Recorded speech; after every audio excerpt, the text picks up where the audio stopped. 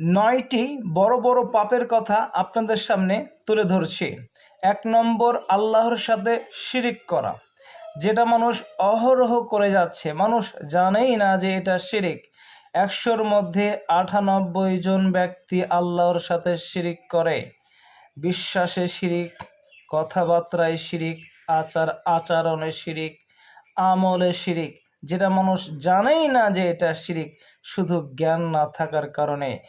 ২, বিনা কারণে মানুষ হত্যা করা। ৩, জিহাদের ময়দান থেকে পলায়ন করা। ৪, সতী সাধ্বী নারীর বিরুদ্ধে জেনার মিথ্যা অপবাদ রটানো।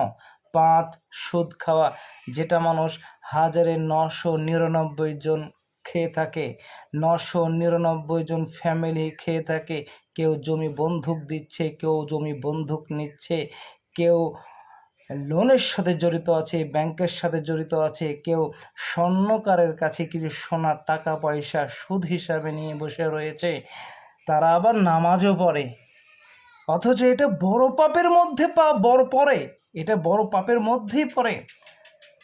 ৬, এতিমের মাল আত্মসাৎ করা। ৭, মসজিদে ধর্ম বিরোধী কাজ করা।